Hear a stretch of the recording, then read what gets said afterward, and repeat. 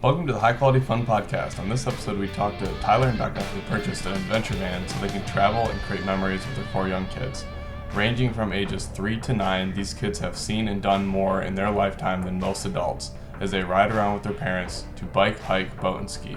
This was my first episode where I got to talk to a family and reflect on how important it is to raise kids into your lifestyle instead of changing everything to raise kids. Stay tuned, and I hope you enjoy.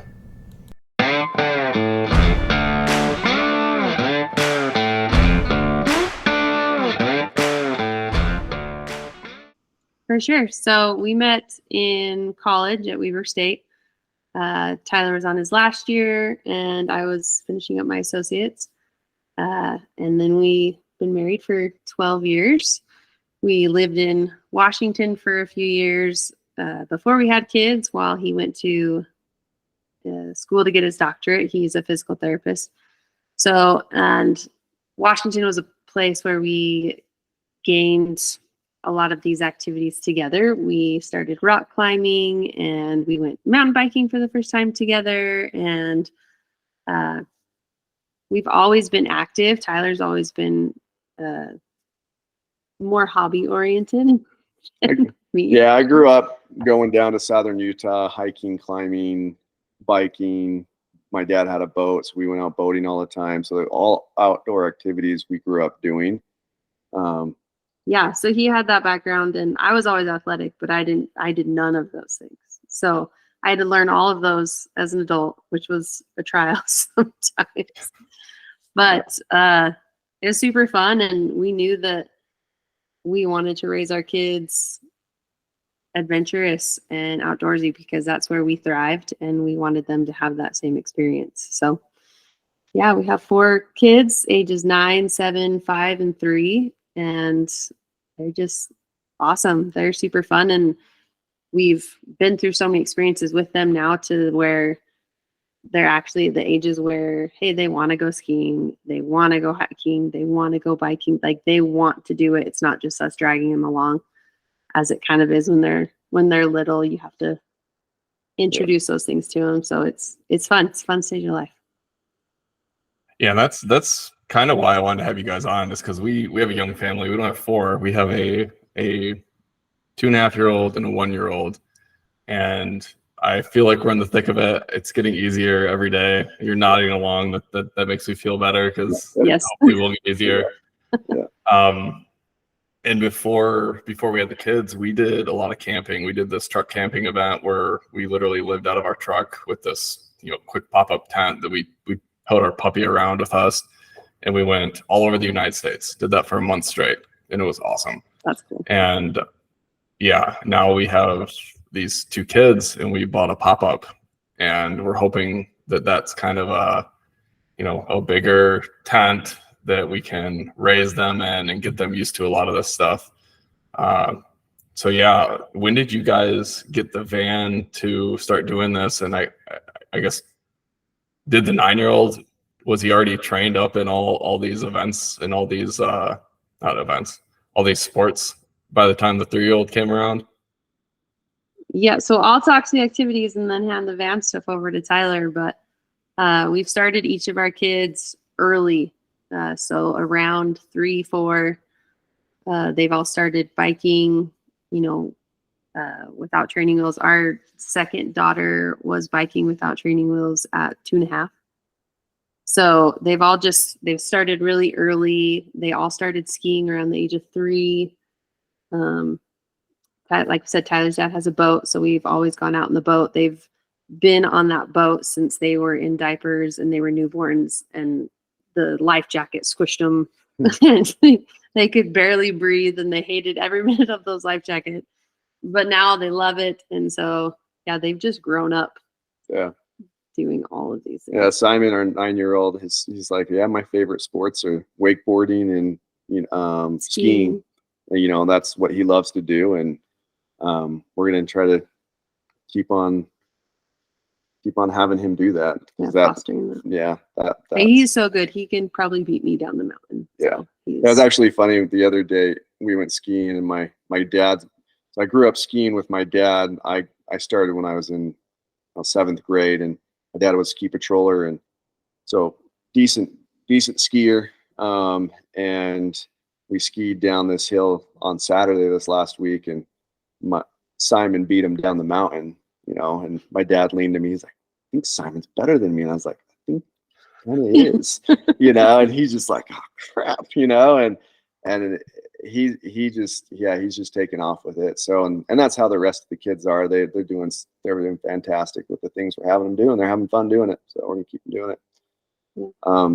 But yeah, with the regards to the van, we, you know, we wanted some form of vehicle to be able to get us to do all these different activities. We kind of went the non-traditional route. I grew up playing baseball too as well. That was my sport growing up, playing competitive baseball throughout my life. And I played all the sports, and we did the weekend tournaments and the nights gone away. Yeah. And all the trips down to southern Utah, Idaho, like everywhere, just go playing ball. But we kind of talked for a while, and we're like, we just don't know if we want that lifestyle. We're gonna of me separating and going and taking the kids somewhere else, her doing that, and then having friends take one of the kids to something else. We just didn't know that was the type of lifestyle we wanted to go forward with. And so we were exploring this of, well, how about we just see if we can, you know, every other weekend go away, you know, on a little trip, you know, start exploring and being in nature and doing all these different activities outside and get them outside. Because, you know, this day and age, it's more screen time than anything. And so we wanted to get them away from that. And so probably, I don't know, good 3 years ago or so, we kind of decided on a van. More than we looked at RVs, we looked at, you know, Class C's and campers, everything. Every option. We looked at trailers, like pop-up trailers. We looked at these off-road rugged trailers too, as well, with a truck, you know. But we have 6 people in there, 6 people, so we have to figure out, well, we can't do a truck camper because I don't want to do 3 seats of 3, and I don't want to do an RV because then we can't go off on BLM land off, you know. We got to have high clearance to be able to get to a couple of places we want to go to. And then I found a couple companies that I wanted to go with that were building out these vans that could fit 6. There wasn't very many van companies out there that build out for 6. And so, but we did find a couple, and then we researched those and looked into. I researched those hours, months. That's all he did. Yeah, I get it, man. When we finally settled on the pop-up, it was the same thing. It's like, do we get a rooftop tent? Do we get a truck camper? Do we get a van? I think the end goal is to get like a short bus or build a van out. We actually built like 70% of our house with our own hands. Oh, nice. So and there's this website called Far Out Ride. Have you seen them? I've heard of them. Yeah. They have they buy a transit or whatever, and they just over documented everything they did to build this van out. It's like, I'm an engineer, so it was just like I nerded out to all the details they put into that. But yeah, I think the end goal would be to build out a van or something to travel with the family. But same deal. We went back and forth and finally settled on a pop-up for those same reasons. You can park it if you need to. Yeah, if I put a small lift on it, it could probably get us anywhere. But keep going. Yeah, no, that's cool. Cause we definitely didn't look at the building out ourselves though. I am not an engineer or like any type of handyman. I'll work overtime to pay for that. So, or something like that. But no, we found Van Do It, company out of Kansas City, Missouri, or Blue Springs, Missouri. Their van was modular. It was marine grade material, so no warping type of stuff happening. If we bring in our adventure equipment in there, it can seat 6, it can seat 4, it can seat 2, it can sleep 6, 4. You know, it was so modular that we could kind of do what we wanted to with it. And then they could build it out to where they could, you know, put a a lift on it. They can upgrade the suspension. They can, we have, enough. We run 400 amp hour lithium batteries that will, with solar, that charges off the battery. So essentially we can boondock for as long as we want, as long as we have, full sun. It's pretty well equipped to do that. We don't need a generator. And so that was like what I was like, that's what we need right there. With the things that we want to do, with the places we want to see, we need that. And then I looked at the price and I was like, oh, damn, that is so much money. And so I was like, so that's when we started saving, and we saved, but prior to that we had money left over because we knew we wanted to do something, but we that's when we knew we needed to save. And I talked to what they call our van guru, and they told me they're about a year and a half out. And I was like, well, that's, for us kind of perfect too. I mean, we can save up for a year and a half too. And so everything that we made down hard. like for that year and a half, I worked weekends. We made sure we were able to. We didn't even ski. We didn't get ski passes. That was like how dedicated. And that for me was hard because it was an epic year when they had with no ski passes. But I knew I had a goal in sight, and we wanted to hit it, and we were able to get it this last April. And probably one of the coolest experiences, going there, flying into Kansas City and going to Blue Springs and picking up that van and seeing it for the first time, and knowing that this is going to be this is going to be our avenue to be able to make these memories with our kids, and be able to have them bond with each other. It was just things that just the feelings kind of just flooded my memory of doing things as a kid. Because we had a camper, we had a pole, we had a little tent trailer when I was a kid, and I just remember all those memories kind of started flooding in. I'm like, we're going to be doing this so much that the kids are going to love it, and they have been ever since. We've done quite a bit this year. Fun. So yeah, just scrolling through your page, it seems like you're doing something all the time. Looking at your page, I didn't realize you only had gotten the camper last April. Like, it seems like you've done a lot, and that's really, really cool. I mean, do we want to just talk about each of the different sports that you guys go through and how the kids handle it? Maybe how you actually train the kids up to be able to handle that, because that's super intriguing to me. I mean, as I said, I have 2 young kids, and I would say I'm behind compared to you, but ahead of the schedule compared to most people. We're snowboarders. I would love to get them out on the hill. We have a little like landfill hill up the road that I could take them to teach them. I like mountain biking. We're in Michigan. There's a ton of lakes and stuff like that, but don't really have access to a boat. And then obviously we like hiking as well. Every time we travel, we hike around. Take that wherever you want. I know that was a lot. Yeah, I'll start with skiing. The nice thing that has been was we have a resort within 30 minutes from us that we go to. There's probably within an hour drive we could probably go to 5 or 6 different resorts. I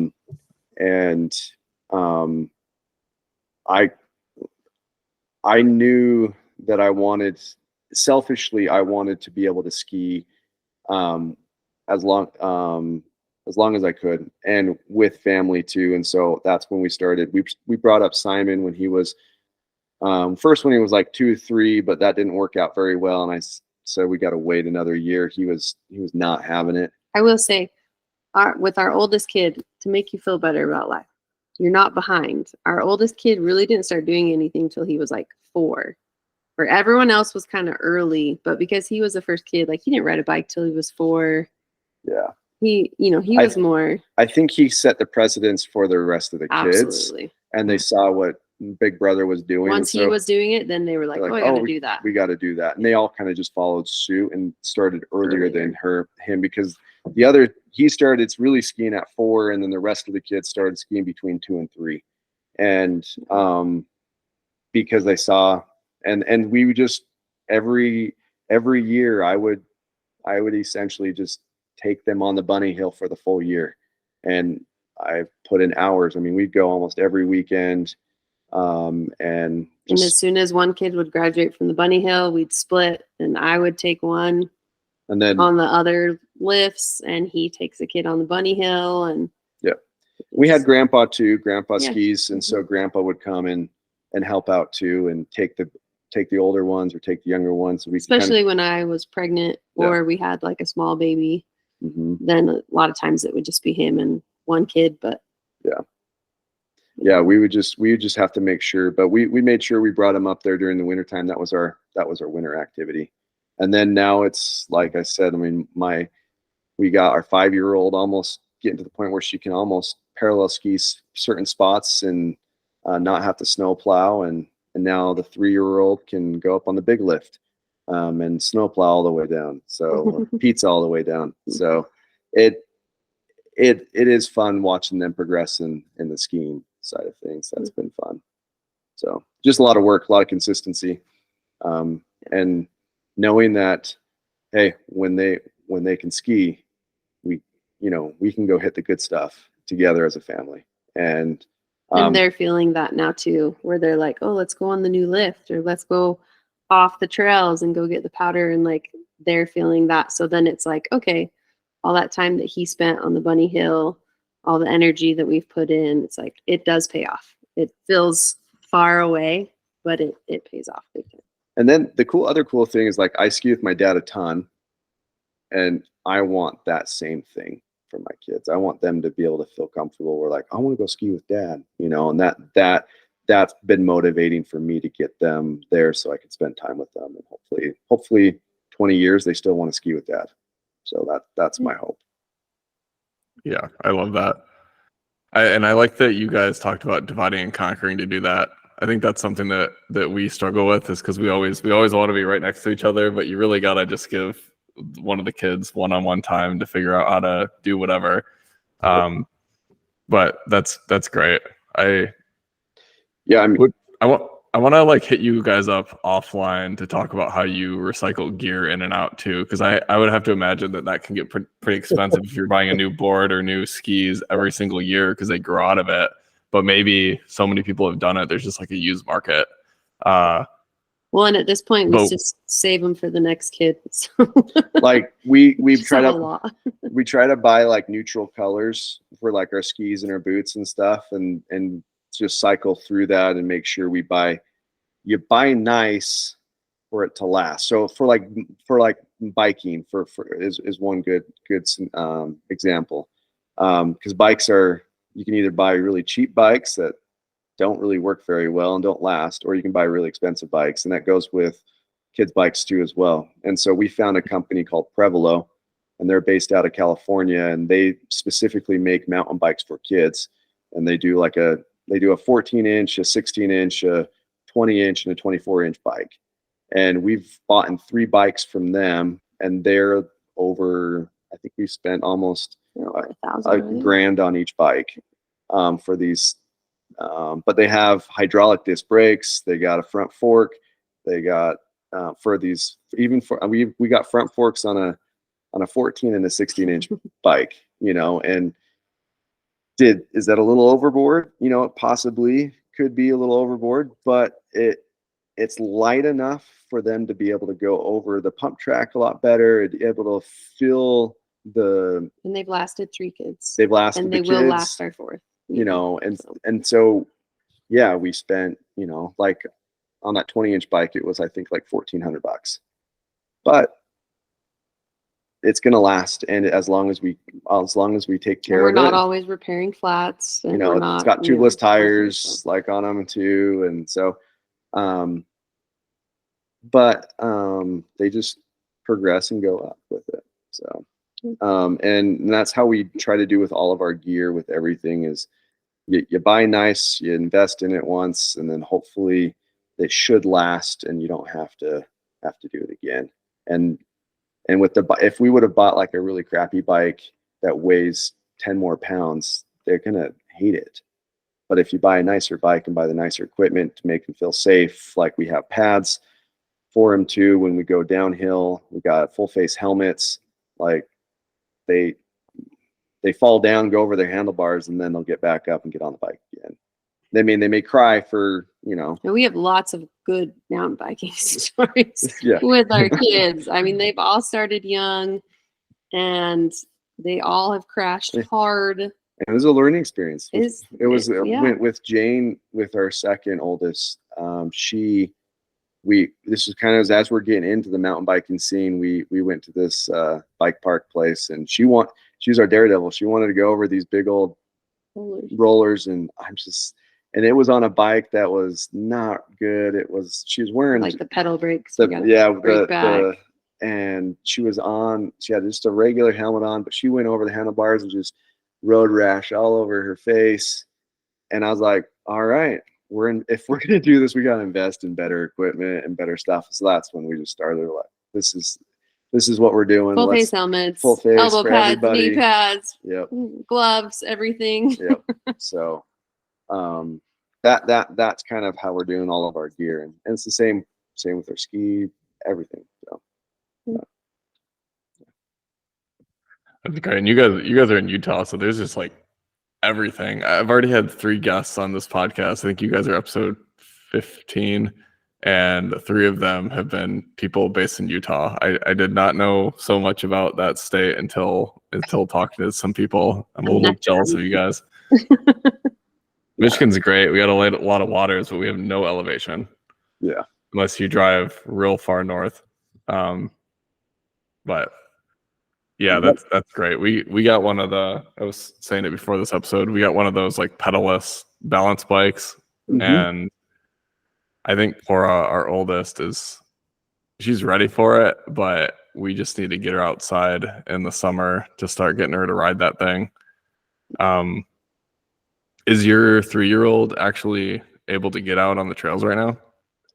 So he does a balance bike, but in the spring, we'll transition him. Tyler's taught him all and transitioned him straight from just the balance straight to pedals. We haven't done training wheels.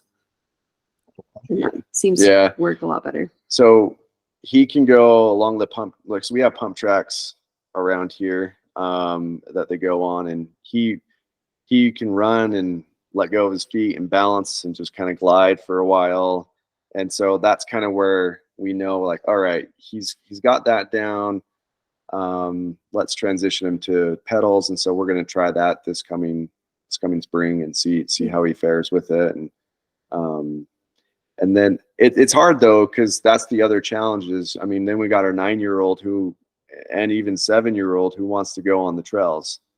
But then we have this 3 and 5-year-old who, and so we have to figure out. Well, no, what we have done is we got a shotgun rider. We do. Which he has attaches onto his bike, and the kid sits in it and holds on to the handlebars, if you've seen those. Our 5 and 3-year-old take turns doing that, so we can hit some up bigger trails. But like, it just sometimes you do have to divide and conquer a little bit just to appease the older ones and appease the younger ones too as well. And so make sure they're both still having fun. Yeah. I've always wanted to get one of those handlebars for the front of the bike. Every time I see one on the trail, I'm just like, oh, it looks so fun. Yeah. I'd be terrified to be the reason to hurt my kid though. Yeah, I did. And on Adele, it was bad.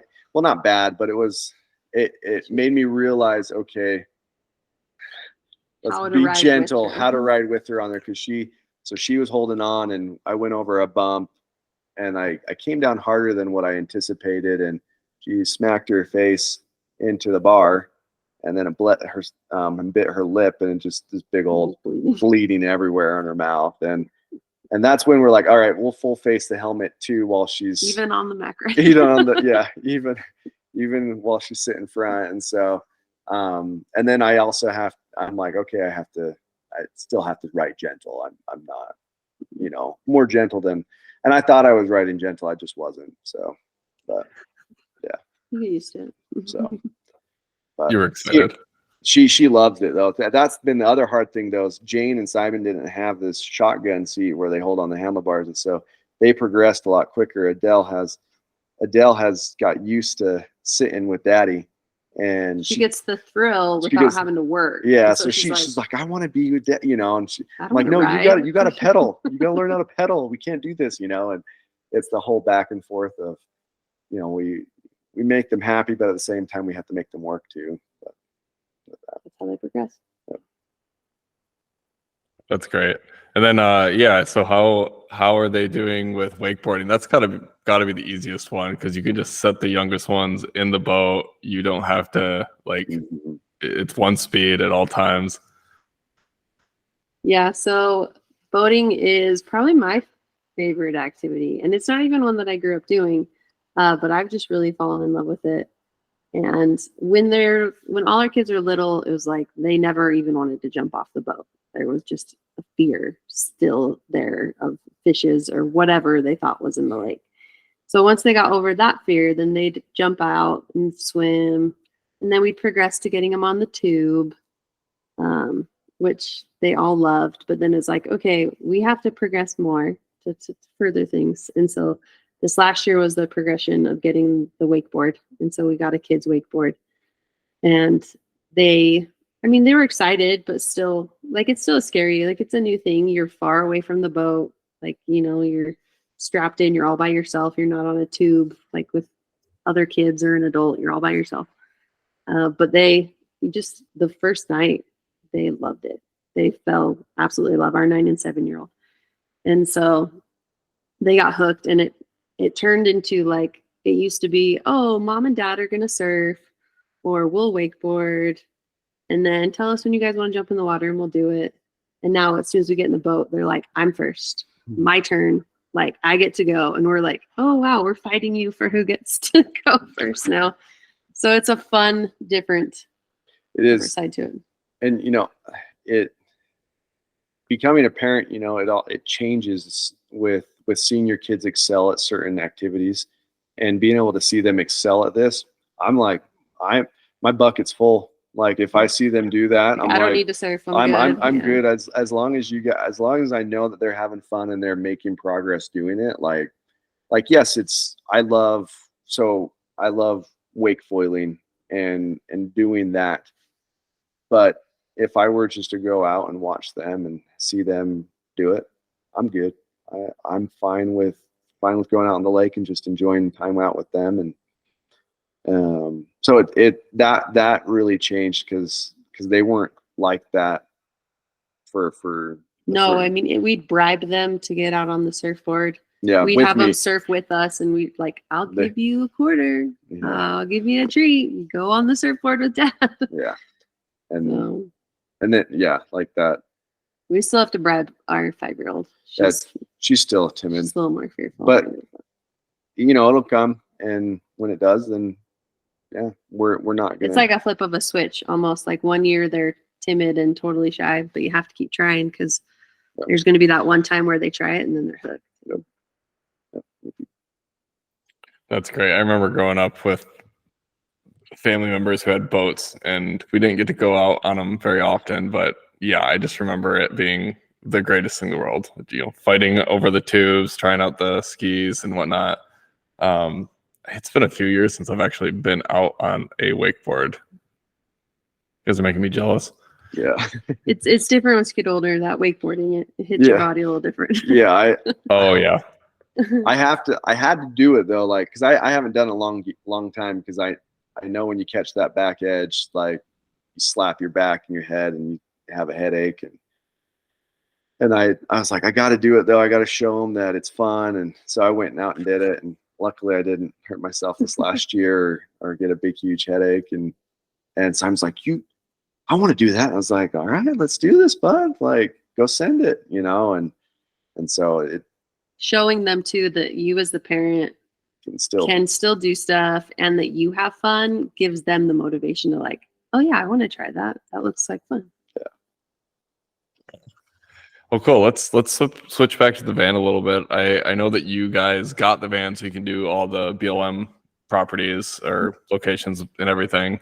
I don't really know where I want to go with this, but are you guys doing a lot of overnight stuff, or because it sounds like you just take the van out on weekends, and are you able to actually stay overnight at these BLM spots and sleep, all 6 of you? Yeah. So it's super cool. This is one of our favorite parts of the van. We use an app called iOverlander. And when you are driving, it'll show you all the camp spots that are around you, around your area that you're driving to. And whether that's an actual campground that costs or a park where you can park overnight, there's not like a no overnight parking sign, or even, rest stops that you can park at overnight. We've done that, in a pinch when we've needed to. But a lot of the places, Tyler will just find like these BLM lands and we pull over, and like there's some spots that have like designated campsites. You can tell people have camped there before. They've made like a fire ring with rocks, or there's signs of other people that have been there. But I mean, there's like nobody in sight, and it's the best part, and it's free, and it's just, you just drive on and you just find your spot and you claim it, and that's it. And it is one of the best parts. Yeah, because it's been good because I can leave right after work and not have to take an extra day of PTO, and we can just leave on Thursday and go for the weekend, drive and stay for 3 nights, and be able to and stay in a different place each night. Yeah, like we don't have to. We stay in one typically spot. we typically don't stay in the same spot. We just find another spot to stay at, and if we have like a bigger trip plan, we usually have like a base camp. Or like the Tetons this last year, we did that for a full week, and we had one place where we stayed at, which was nice. And we're going to be, and Moab, we did that. Moab as well. We had a base camp, and so it just depends on what the plan is and what we can hit while we're doing it. If we want to be hitting multiple areas, or if we, but you bring your whole thing, bring your kitchen, everything with you, your bathroom and everything. It's awesome. It's super easy to park, camp, and sleep, and we can sleep all 6 of us in in the van in comfy beds and well, semi comfy. We're a little bit, a little squished. It's a little tight, It's but a little it's tight, fine. But it's better than sleeping on the floor in the tent. So a lot better. I'll add some photos of your guys' camper, but can you explain to the listeners how you actually cram all 6 of you in there and sleep? Yeah, so it has 2, are they called Murphy style beds? Yeah. So 2 Murphy style beds, and they can actually like fold up if we needed to just use one or the other. So they're pretty cool. But 2 beds, and they're about like a full queen size mattress. In between there. Between a full and a queen. Yeah, in between there. So we sleep on the top bunk, and then because our kids are still smaller, we have 3 sleep on the bottom bunk, just going widthwise, so that there's more space for them. And then our oldest is on the floor, and he's on a sleeping pad and a sleeping bag.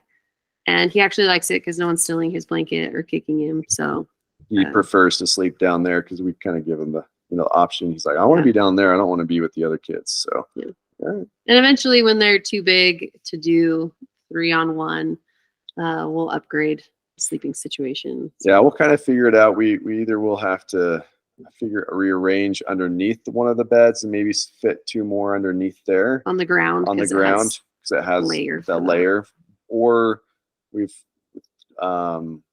could either throw out a tent, or we'll probably do a rooftop tent on top of the van, which is what we're thinking. Most likely what we'll do is the rooftop tent.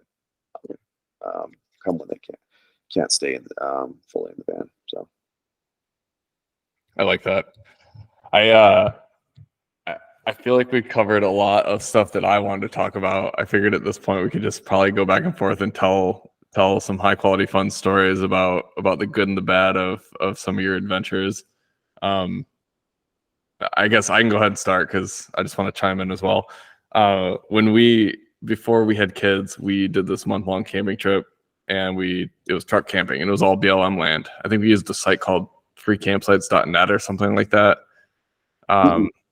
Something like that. But you see these pin markers, and it's almost like Airbnb style. You click on it, you see people's ratings down there.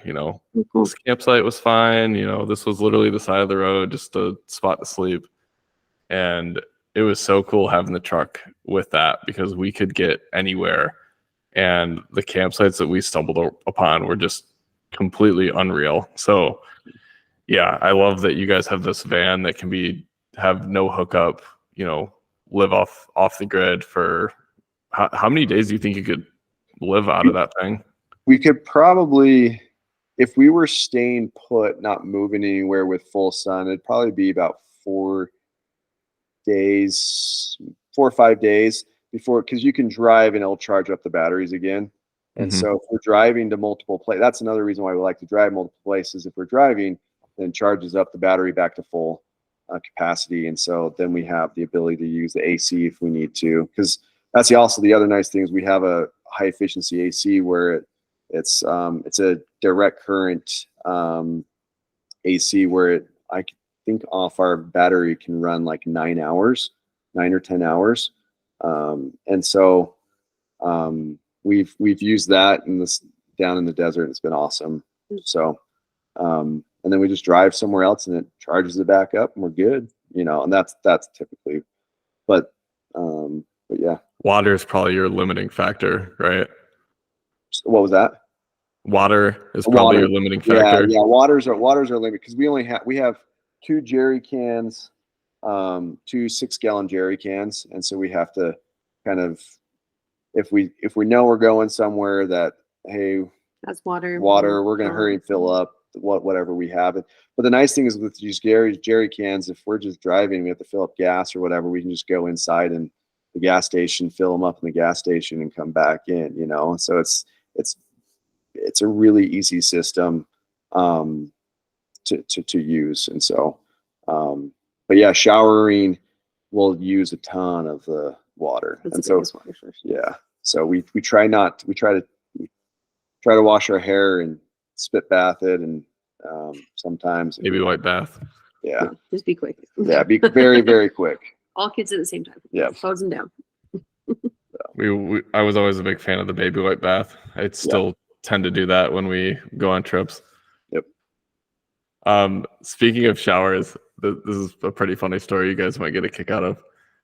The last leg of the trip, before we turned around, we went to Vegas and we had our dog with us. So we literally found a place in Vegas to park for free.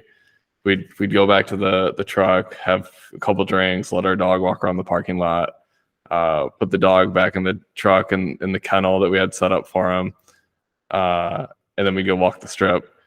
And we just repeated that all night. But before we went to Vegas, we had been staying in the desert and we were just disgusting.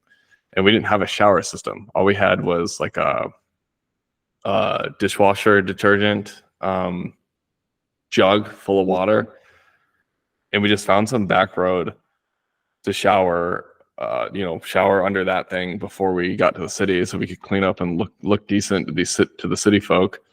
And I swear we were on this no-name road and something must have happened down this road. Somebody got lost or hurt because cops came by, ambulances came by, random cars came by, and I guarantee they all saw my naked ass as I'm trying to shower and cover Chelsea up so that she's not getting spotted by everyone.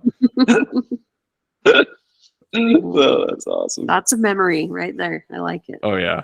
The new pop-up doesn't have a shower system, so we either have to do like a hookup to the sink pump or something.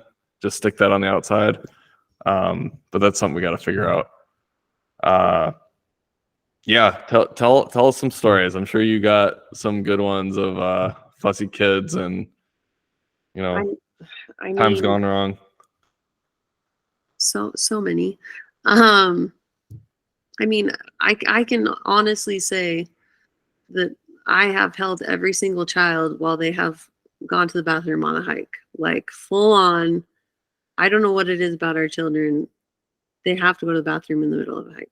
Every hike. Like poop. Like poop. Yeah. Like number 2, I'm like, why is this a thing? It doesn't matter if it is a mile hike or a 6 mile hike, somebody has to poop. So we've had a lot You're of probably still locked down to a nap schedule, so it's not like you're even going on a long hike either. no. No, like, so this is last few weeks ago in Kanab. When we were down in Kanab, we were hiking the toadstools, and Vaughn, our youngest, was like, I gotta poop. And we're like, And he's had a rough go at potty training. And so I'm like, hey, if he's telling us he needs to go, like He's we have to go probably- now. yeah. Like there's no waiting. half a mile back to the van. And- There is nothing. And so he goes, and she helps, and then cleans up his undies because they're pooping his undies, and you have to put it in a Ziploc bag. And then he's going commando back to the van, and then the two other girls are like, I gotta poop too. And I'm like, you gotta be kidding. And we get back to the van, and there's two big old porta potties. They go in there, and there's poop everywhere. Like they're disgusting. They're completely disgusting. I mean, you do not want to even. Like I would not go in here, let alone make my child go. So- like no. So we just got our porta potty out and set it in the van. In the van, we were like, and here you go. You guys can go poop in the van. So we'll set up our porta potty, and you can go in there. But I mean, that's just part of the gig. Yeah. That's just it's, we got used to it. Every hike we go on now, we we pack wipes and we pack Ziploc bags and we pack Yeah. like just what it is. and then tell them about the Adele throwing up. That's always a fun one. On the last On hike. the hike we did. Oh yeah, we did have another. I feel like hiking always gets us. We've got caught in the middle of rainstorms on hikes with all 4 of our kids and no ponchos, just full rain. No rain in the forecast, by the way. So that was fun. And we still just get stuck. But that's part of parenting. You just like have to make the best of it. We did a hike in the fall, and our youngest, she was kind of acting weird, but we were like, are you feeling okay? Are you up for this? And she was like, yeah, I'm fine. And we were going with family. And, I just like, she doesn't look good. Like, and she's just kind of moany and, mopey.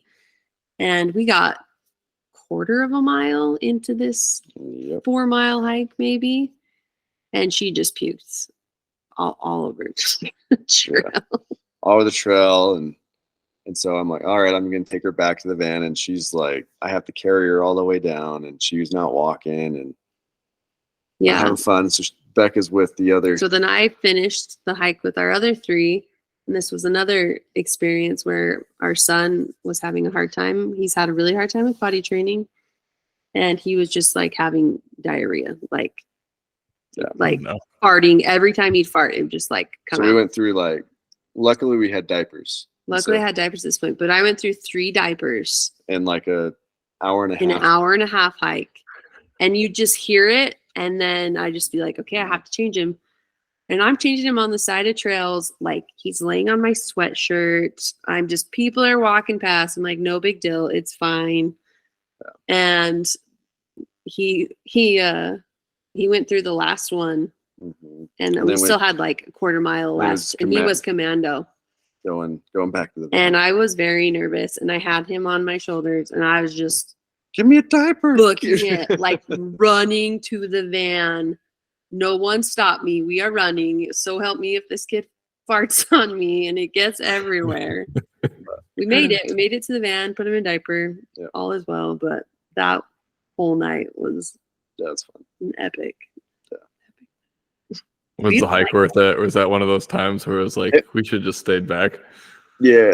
A little bit was like, we should have just stayed home. We should have, because we knew he was having issues with his potty training. But it was- hoped that he was Yeah. getting better, It was a cool hike though. We and so we wanted to do it, and like at sunset and everything, and we weren't doing anything, so we wanted to make sure we went out and did it. And it was one of those instances too where like the 9 and 7-year-old were like, well, let's go. Yeah. Like, we're good. Let's go on a hike. And so we just kind of had to suck it up with the other things going on. So yeah. And then enough of potty stuff. but there was another time that was kind of interesting, you know, having first aid kits on hand, because you never know when they're gonna do something. We had one of our kids sliced when we were mountain biking, you know, sliced his shin open, and I didn't have any steri strips on me, or didn't have any like glue on me, and we just had like a Band-Aid, and I think that was it.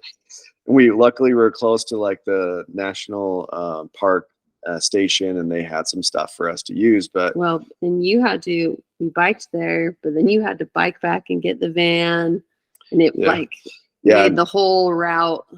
Yeah, I mean, and that, you know, there's been a lot of learning of what we need to be taking with us, and we overpack now and over prepare now, just because of things have happened that we want to make sure that doesn't happen to us again. So That's great. Do you feel like your friends are as adventurous as you guys are? Do a lot of your friends have kids, and are they going out of their way to do a lot of this stuff? One thing that I'm finding is that we have different friend groups with or without kids, and when they have kids, they just seem to kind of hunker down. And one thing we've always said to each other is, you know, we're gonna adapt our kids to our lifestyle and not let them change our lifestyle. It's been challenging doing that with, you know, two very young kids, but I think we do a pretty good job, and it sounds like you guys absolutely do. Yeah, I'm just curious where your friend groups are at, and if they're in a similar boat or not. Well, I think, like you said, we have a lot of different friends, right? And that we've carried through different years, that we've met at different places. And we're finally, actually, I think this last year is when we found our most adventurous friends to like do stuff with. Because we had friends, and we had friends with kids, but yeah, our kids were always just way more adventurous. And we're the ones going on trips, and we're the ones that are gone, and you know, but we are finally, like, we went on a trip to Goblin Valley with some friends that we became close with this last year, and they brought their kids, and they have a cool trailer that they brought. And then we have another set of friends that Tyler met at the gym, and their kids ski. And so we can go skiing with them up at the same resort. And so it's taken time, but we're kind of to the stage where we have a couple friends that. Yeah. But to your point though, there's a lot of people that. Oh, I mean, yeah, this is rare. Yeah, like this has been years of like not having friends that do stuff. So yeah, and yeah, I mean, it's hard to find like-minded people like that, to be able to say, hey, come with us, or do this with us, or we're just going to go do it by ourselves, because no one else really wants to take their kids and do that. Well, and to maybe other people's credit, we're a little more extreme, like, and we're not very relaxing on trips either. So we're like, we're waking up, we're going to go hiking at 7, and then we're doing this, and then we're doing that. And a lot of people are like, whoa, that's, you know, so we are extreme taste.